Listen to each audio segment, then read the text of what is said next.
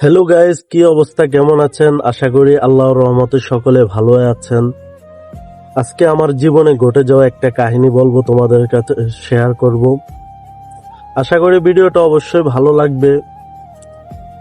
তো কাহিনীটা হচ্ছে যে হঠাৎ করে আমি একদিন অনেক বিপদে পড়ে গেলাম।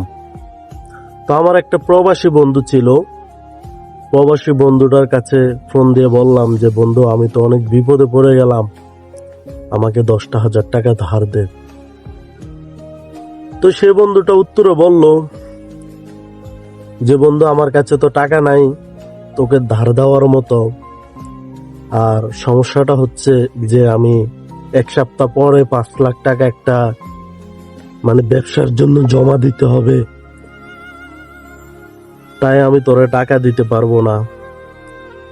যাক, মন খারাপ করলাম না, নিজে কইলাম আরে নিজের পকেটে টাকা না থাকলে এমনই হয়, দিনকালে এমনই হয়, পাশের বন্ধুরও কাছে থাকে না।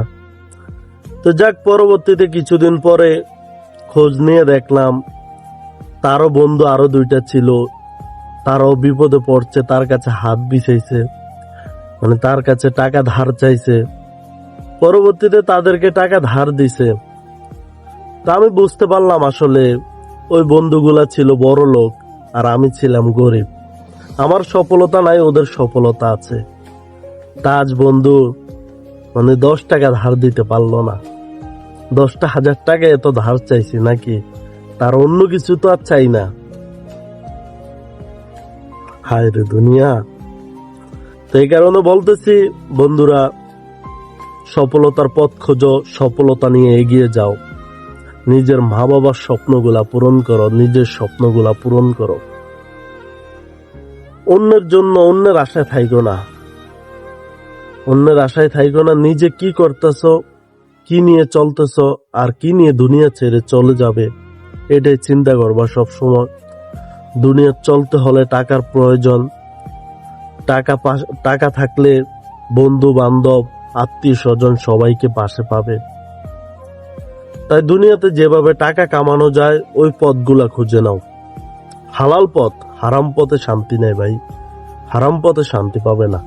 হালাল পথগুলা যেগুলা আছে এগুলা খুঁজে নাও। তো ঠিক আছে, আজকের আমার কাহিনীটা তোমাদের কাছে কেমন লাগছে অবশ্যই কমেন্ট করে বলে যাবে। আর আমার কাহিনীটা তোমাদের কার কার সাথে ঘটেছে তাও অবশ্যই বলবা। যাক, কষ্ট নিলাম না। আল্লাহ তাআলা বন্ধুটারও ভালো রাখো, আমাকেও সফলতা দান করো।